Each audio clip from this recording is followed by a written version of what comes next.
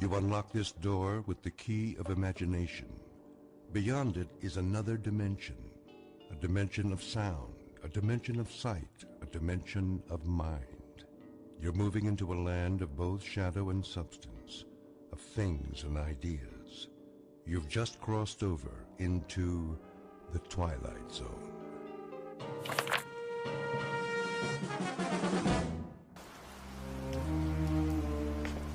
Thank you, Mrs. Dunphy. I'll be back shortly. You're going out? I'm afraid so. But you've only just returned. Unfortunately, that is the nature of my work. Another business trip. The most important of all. But first, there are arrangements to be made. I've prepared your afternoon meal. I'm sure it will keep. Can you not make these arrangements by telephone? No.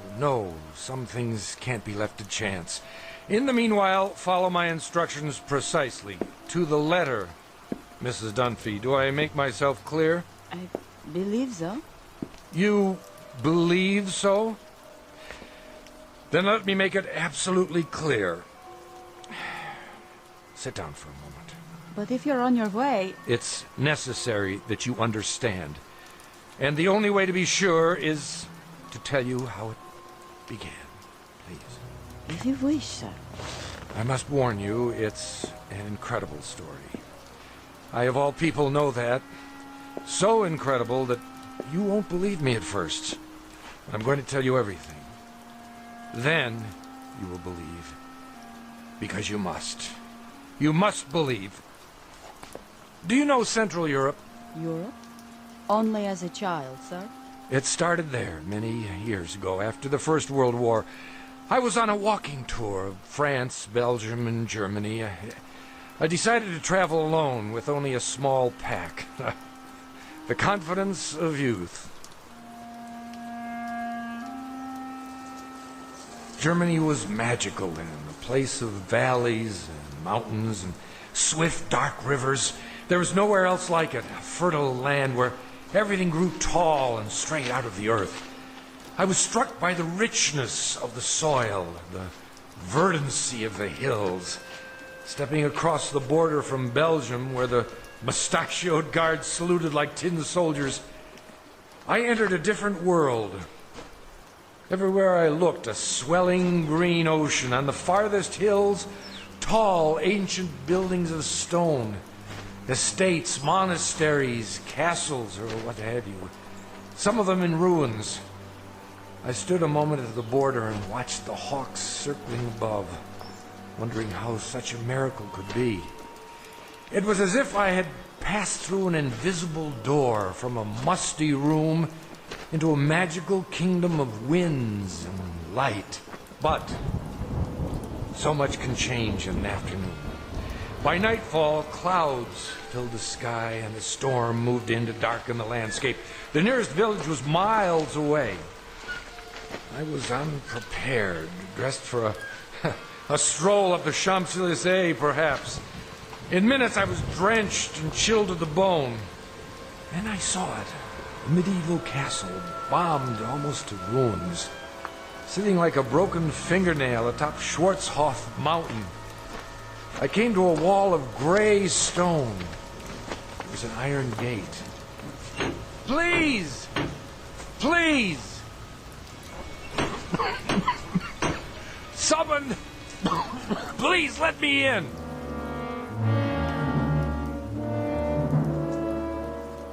A story told years ago by a man who recalled it from his youth. Fortunately, or perhaps unfortunately, he was never able to put it out of his mind. It begins with a wayfaring traveler. His name is David Ellington, a scholar, seeker of truth, and to his dismay, a finder of truth. A man approaching exhaustion, who will confront a problem that has haunted the world since the beginning of time. A man who knocks on a gate, seeking sanctuary, and instead finds that he has just crossed an unmarked border into the far edges of the Twilight Zone.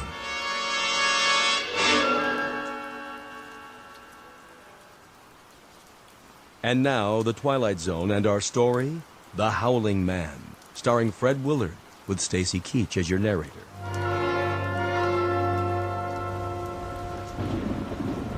I found a rope by the gate and pulled it. Please!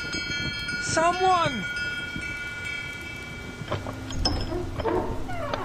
Yes? What is it? Let me in! I'm sorry. You don't understand. I'm traveling on foot. We don't allow visitors. I'm not a visitor. What is this place? It's called the Hermitage. And I'm a stranger caught in the storm. Your robe, the cross around your neck. You're a man of God. I'm lost. Don't you understand? Lost. Very well. Follow me. Thank you, brother. You're ill. I'll be all right. Once I dry out. This way.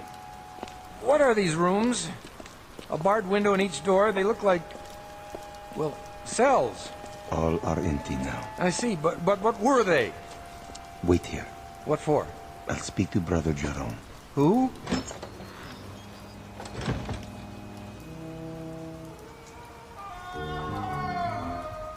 What in the... Brother Jerome will see you now. Oh, what was that? The wind. Are you sure? Come. The room had almost no furnishings. A straw pallet, a rude desk and chair, some books and religious oddments, very stark. The abbot himself was a fierce El Greco painting of a man, stooped and withered, but strong in every part of him. Like the monk who came to the gate, he wore a shepherd's cloak and carried a crooked staff. Why have you come here? My name is David Ellington. I got lost in the storm. Then I saw a lantern in the window. And what is it you want of us? Want? Only a little shelter, some food. We cannot help you here. You will have to leave. You call that a Christian attitude? Now, Mr. Ellington. Oh, for the love of... All right, if that's the way you want it. Sorry to have troubled you. Give me a minute. I'll be out of here in...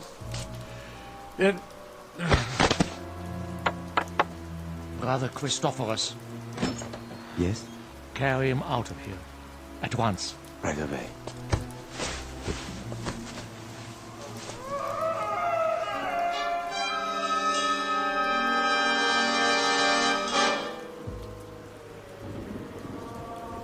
I don't know how long I remained unconscious. When I came to, I was in a primitive cubicle, one of the cells. Walls and ceiling of gray stone, a single small window in the shape of an arch, the floor hard-packed dirt. The monk sat nearby in a chair. I lay under a blanket. Beneath me was a bed of straw. Water! He lives. God's infinite mercy. How long have I been here? 9 days, my son. 9 days? You were very ill. The fever was on you. Brother Jerome said you would die, and he sent me to watch over you. I have never seen a man die. He holds that it is an important teaching, but now I suppose it was not your time. Sorry to disappoint you. No, my boy, don't try to rise. You must rest. What in the name of heaven is that? In the name of heaven, nothing. I mean the scream. Scream? That. What? Are you deaf? That cry, I heard it before. You said it was the wind. Ah, the wind cleanses the land after a storm. But it isn't the wind, is it? I don't understand your meaning. It's a man. Careful. You must regain your strength. There! Don't tell me you didn't hear it. Perhaps you would like some soup. It's cold, but nourishing. What I would like, brother, is to leave this place. I'm afraid that's impossible. What do you mean? Only that you're not well enough to travel. And of course, you won't be well enough to travel. As long as you think you hear such sounds. Now, the soup. I don't want it. Open, please. There. That's better.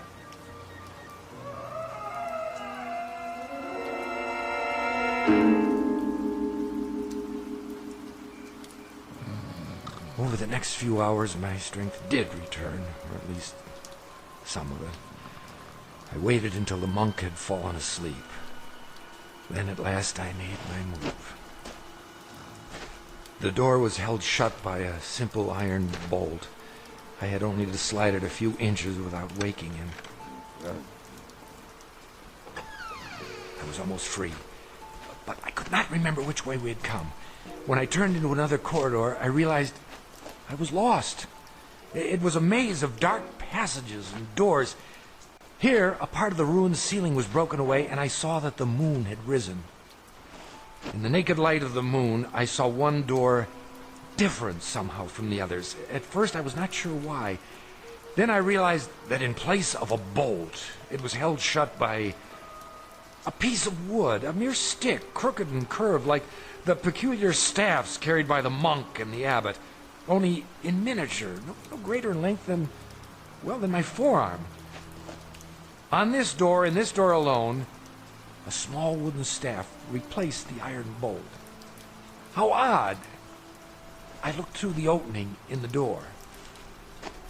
Inside, a filthy, shadowed hovel. No table or chair, no straw for a bed.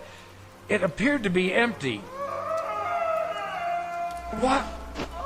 It was a man, huddled in the corner, holding his knees and rocking, head back like an animal. In the soiled moonlight, I saw his dirty beard, his rotted clothes. Who are you? Help me. Stay back. No, please. In the name of humanity, help me. But who? You're not one of them. No, my name is Ellington. I'm an American. Shh. What are you afraid of? Them. Listen. Do you hear them coming? No, but why? They will look for you. We only have a moment. You speak as if I'm a prisoner. Aren't you? I'm not sure. Come closer, and I'll explain. Explain what? Don't you know what they are? These men of God. They are mad, Mr. Ellington. All of them, raving mad. Why do you say so? I was in the village, in Schwarzhof, doing nothing out of the ordinary, walking the street with my woman. We were holding hands, that is all. Do you see anything wrong with that? Well, of course not. But what? We paused to rest by a tree in the shade. And then we kissed. Yes, I admit it. Is it wrong to kiss? Tell me. Why, no. I don't think so. You don't think so. I don't think so. But Jerome, that lecherous old fool. The gaunt man. The one in charge. So, you have seen him. As I kissed her, a shadow fell over us. We looked up and saw him standing there. I opened my mouth to speak, but before I could utter a word, he raised the wooden staff he carries, so heavy. You've seen it. Yes. And he hit me again and again. He smote me like an angry god, or a man who thinks he's God. I woke up here. No.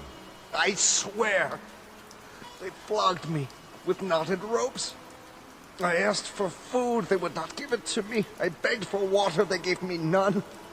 Then they threw me in this filthy room and locked the door. Well, why? For revenge.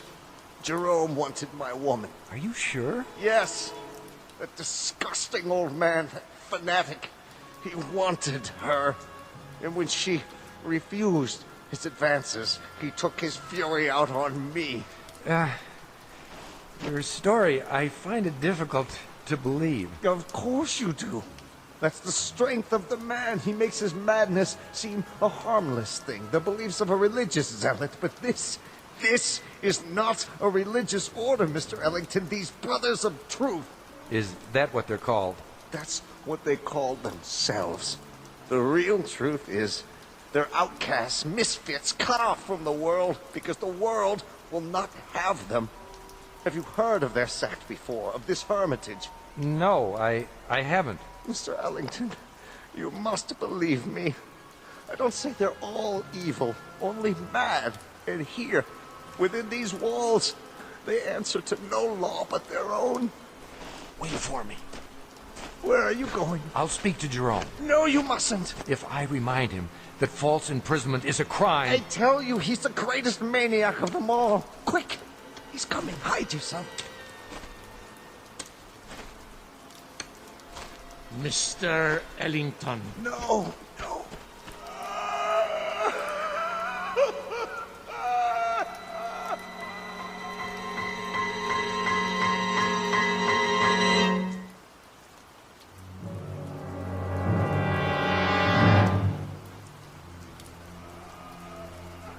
Brother Jerome?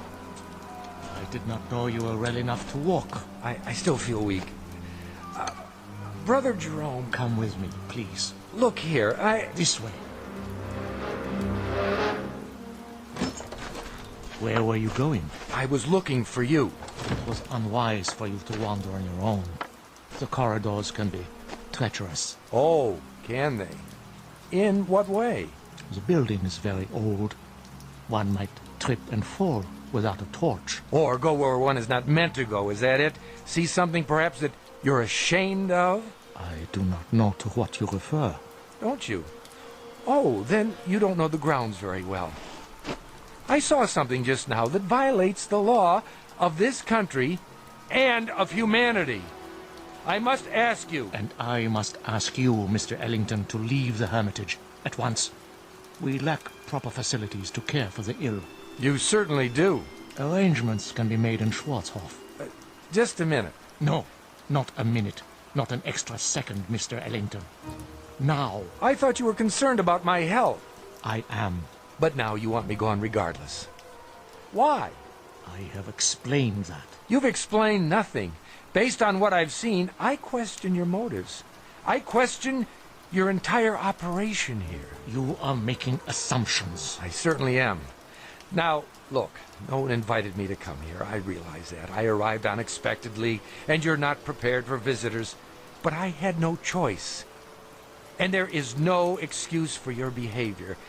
I suppose it was only a matter of time before you brought out the knotted ropes so that you could flail me or whatever it is you do for amusement. My son. I'm not your son! There are many things you don't understand. That's right, I don't. So begin with this one. Tell me, why are you in such a hurry for me to leave? What more are you afraid I'll find out? More? Besides the man you've got locked up in that cell. What man is that, Mr. Ellington? The one we just left. The one who's been screaming his head off. I am not sure what you're talking about. That's it, isn't it, brother? Or is he only one of many? Well, it isn't a secret anymore. I know. And what do you think you know? I... The chair. Sit. You are still weak. Brother Jerome, I know very little about this cult of yours. What's permitted within these walls, but I doubt very seriously that you can imprison a man against his will. That is quite true. We have no such authority. Then why have you done it? No man has ever been imprisoned at the Hermitage, Mr. Ellington. He claims otherwise. Who claims otherwise? Who do you think? The man in the cell at the end of the corridor. There is no man in the cell at the end of the corridor. I was talking with him. You are talking with no man. And you think I'm hallucinating? Mr. Ellington, you are ill. You still have a fever. In such a state, delirium may cause one to see and hear things that do not exist. Do you mean to tell me you don't hear that? Hear what? Look at me. Dreams can seem very real. And honest men make unconvincing liars. The brother who's been caring for me. Brother Christophorus? Yes. He has a way of looking at the floor when he tells me I'm imagining things. You look at me, but your voice loses its command. More imaginings. I don't know why, but you're both very intent on keeping me away from the truth. What do you know of the truth? Which is not only poor Christianity, Brother Jerome, it's poor psychology, because now I'm very curious indeed. Curiosity is a dangerous thing. Oh, I was taught it's a sign of intelligence. There are some things best left alone. Like sleeping dogs, a nest of snakes. I'll uncover the facts eventually, you know. Meaning what? Just what I say. I imagine the local police will be interested to learn that you're keeping a man locked up here. I tell you, there is no man. All right, let's forget it. I'll deal with it in my own way. And what way is that? However I see fit. It's no concern of yours now. Oh, and I apologize for not dying. Maybe some other time, brother. Mr. Ellington. A last word? Bon voyage? Don't bother yourself. I'll make it to the village with no further delay, I assure you. Mr. Ellington, the prisoner in the cell, it's a delicate matter. Ah! So you admit it? A terrible thing. He's violent, dangerous. More dangerous than you know. We are obliged to lock him in the cell. I'm sure you can understand.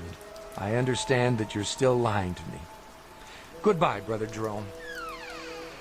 Would you really go to the police? If you were in my place, wouldn't you? Very well. Close the door, Mr. Ellington. I have told you the truth, but only a part. Now I see that I must tell you the whole of it. May God forgive me. Then you do hear it. As I have heard it every hour of every day, for 5 long years. Why did you lie? I didn't. Oh, but I think you did. Now the skies darken. The storm returns. I should have known. When I told you that no man screamed in the Abbey, I spoke the truth. It is not a man, you see, Mr. Ellington. It is the devil himself. You're joking with me, aren't you? No, Mr. Ellington, I am not. Would that I were. It would be so much easier. But the prisoner in the cell, our only prisoner, is in fact Satan. Oh, come now. Otherwise known as the fallen angel, Ahriman, Asmodeus, Belial, Diabolus, the devil made manifest. You asked for the truth. Now you have it. Do you believe? What? Oh, sure. Now it is you who are lying, Mr. Ellington. You don't believe me at all. To the contrary, you're even more certain of what you've suspected all along, that I am mad. Well, sit down. I will tell you a story. And then we'll see how certain you are of my madness or of anything else. Drink. What did you say? Some brandy. For thy stomach and thy infirmities. No, thank you. Don't worry. It's not poison. A very old vintage. I'll drink with you. What is it you wanted to tell me? I presume, Mr. Ellington, that you consider yourself sophisticated, a worldly man. Why do you say that? You're young, rich by your clothes, and reasonably well educated. Harvard? Yale. Exactly. Having a last fling before settling into the family business. How did you... You are an open book, printed in very large type, with pictures. Of course, you consider us primitive, because we're living in seclusion away from the real world. To you, we're misfits. Please, I know all the theories. I assure you, brother... No, Mr. Ellington, it is I who am assuring you that I am not the ignorant fanatic I might seem. I coped with your world for 40 years before I left it, and rather successfully by your standards. The best schools, a degree in philosophy, a job that took me to all the corners of the earth. This beard and this staff and this face represent nothing but a different point of view. If you understand that, then perhaps you will listen to what I have to say with an open mind.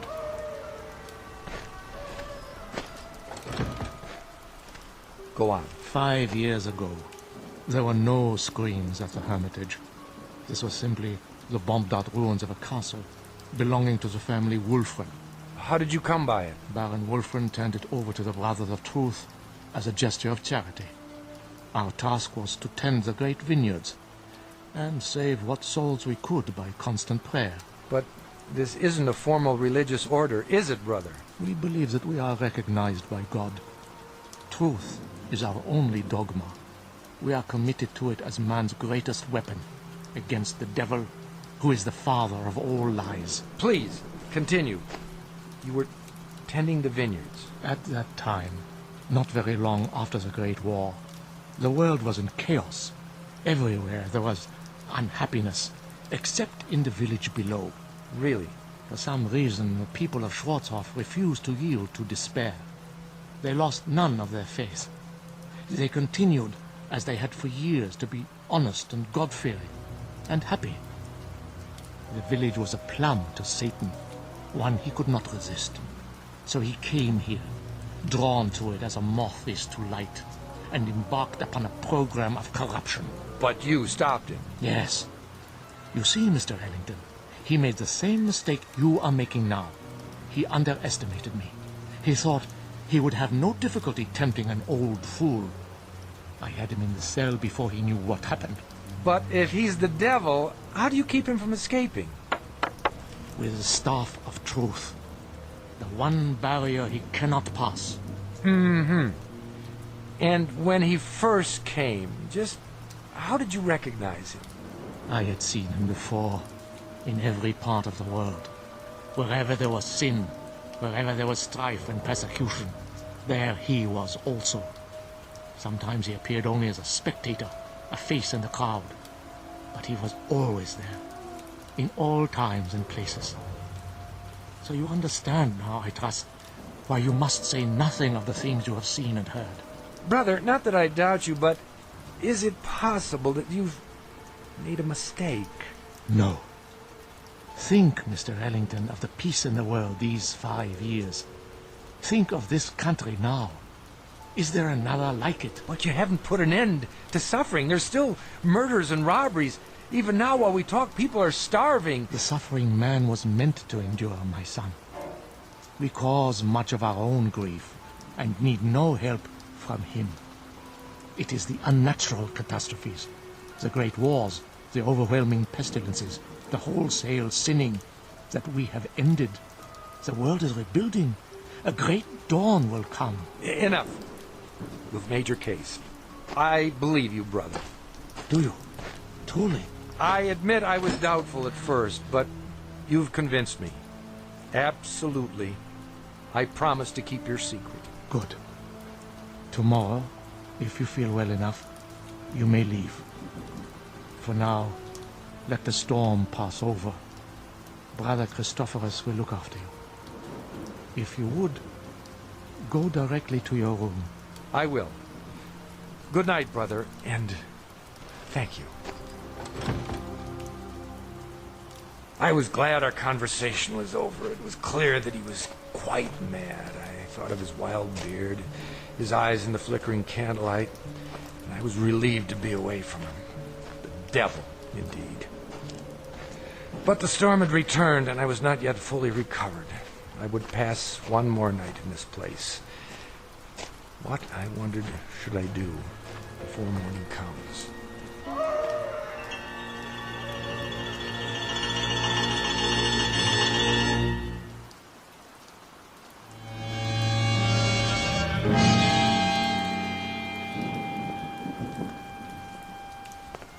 The corridor was dank and empty. I felt as though I were the last sane man in an insane world.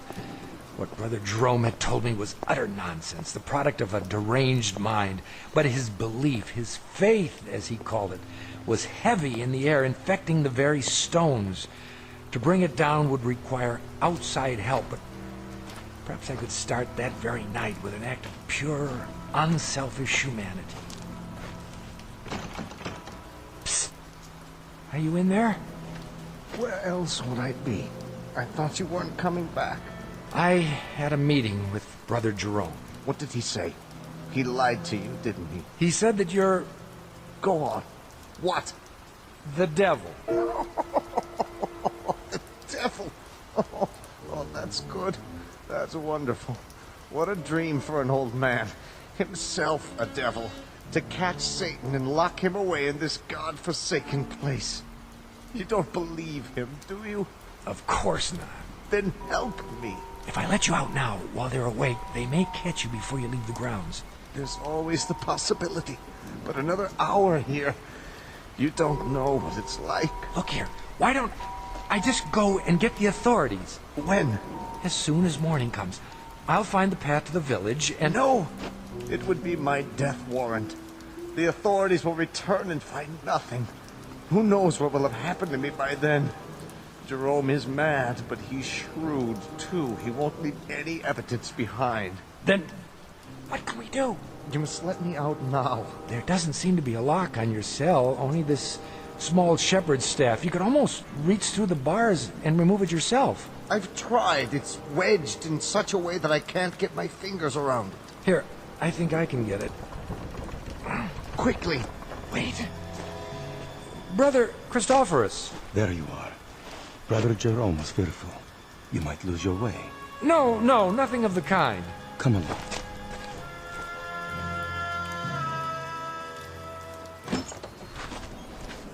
I'll light the candle.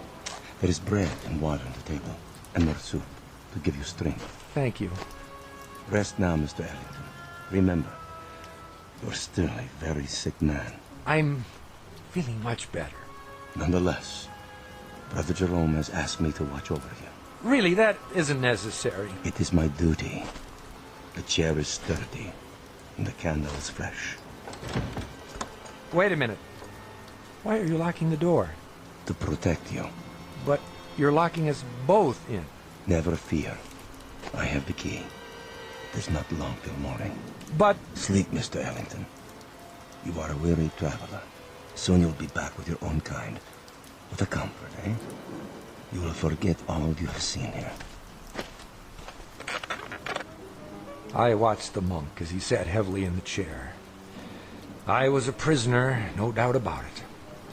How much longer, I wondered, for both prisoners? What if the morning came and Brother Jerome chose not to release me as he promised? I might remain here for... How long had the Howling Man been in prison? 5 years? Lord, I imagined my beard growing, my hair wild, until I too was starved, crying to be let out, no one would come. Who knew I was here? I'd drop off the face of the earth, forgotten, presumed dead.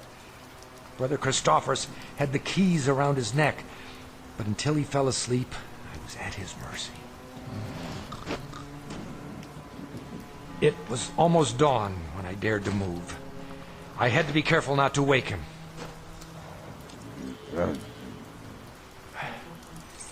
Yes, I finally had the key.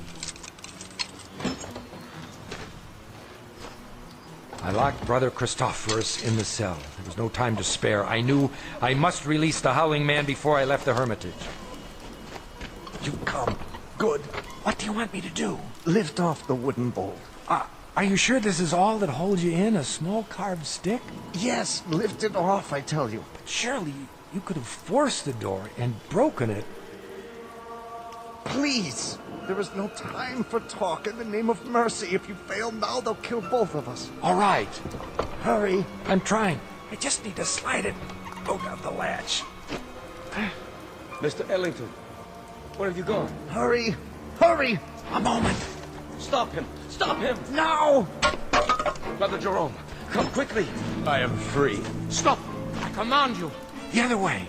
Now. Here is the gate. It's locked. I must get over the wall. I'll put my hands together. A hoist. Step up. Let not Satan escape us, O Lord. Let him not sow the seeds of evil throughout the world. I call upon you. Up, now! He stepped in my hands and climbed the gate. Now, reach down and give me your hand. Help me. Help you? Help you, mere mortal? Are you mad? And I saw not the foot of a man before me, but a cloven hoof. In a flash of lightning, with those horns grown suddenly from his forehead. Then he turned and vanished in the moonlight. I am sorry for you, my son. What was he? As long as you live, you will remember this night. He is gone. Who? Tell me. Even now, you're not sure. But you will be. And then you'll know, Mr. Ellington. You'll know who it was you loosed upon the world.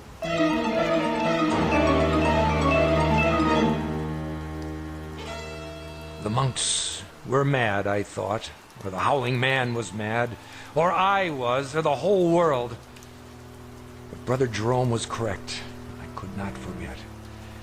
And when the pictures of the carpenter from Bromau Alm Inn appeared in the papers, I grew uneasy, for I felt I'd seen this man before. And when the carpenter invaded Poland, I was sure. And when the world was plunged into war and cities had their entrails blown asunder, and that pleasant land I had visited became a place of hate and death, I decided to spend the rest of my life tracking down the one I had released. Each night I dreamed of it, Mrs. Dunphy, and I kept dreaming through all the wars since, until this week. It took years, decades, but eventually I found him. And so the nightmare is finally over. Again. I see. And now, Mrs. Dunphy, I'm going to see about a chartered plane to have him transported back to Germany. Brother Christophorus is in charge now. I have already written him. He will be very relieved. And what you found, it is here? Have no fear. As long as the Staff of Truth is in place, he cannot leave the next room. The staff is very small, but very powerful. So you see why you must not, under any circumstances, go near that door. Nothing in the world is more important. Do you understand? I believe so. Oh, he'll do a bit of howling, but never mind that. It's a trick. I'll return as soon as possible. Until then, keep that door locked. Yes, sir. Oh, my. Such stories. Come here. Please. You must listen. He is insane. Let me out, I beg you. Let me out. Who's there? Behind that door. Are you all right? Sir? Sir, can you hear me? The little piece of wood. The staff. Remove it. Please. I don't know if I should. Please. Take it off the door. I implore you, please. Please.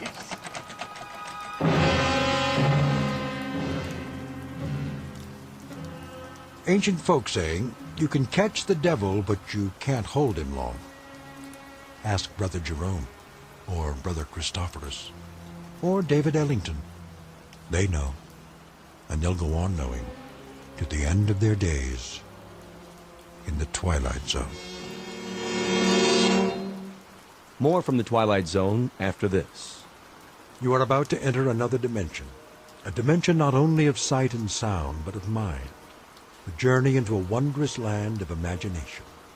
Next stop, the Twilight Zone. Hi, this is Stacy Keach. I'd like to take a moment to tell you about our Twilight Zone website at twilightzoneradio.com.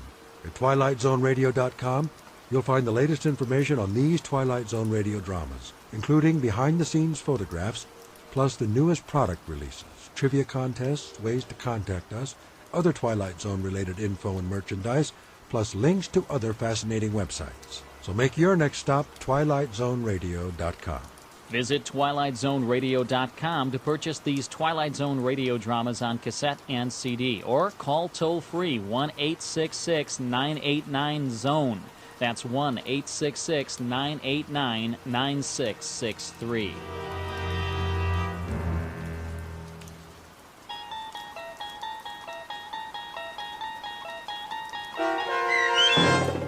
The Howling Man, starring Fred Willard, with Stacy Keach as your narrator, was adapted for radio by Dennis Etchison and written for The Twilight Zone by Charles Beaumont. Heard in the cast were Christian Stolte, David Darlow, Doug James, and Anna Sverutza. To learn more about the Twilight Zone radio dramas and to obtain audio cassettes and CDs of these programs, visit our website at twilightzoneradio.com.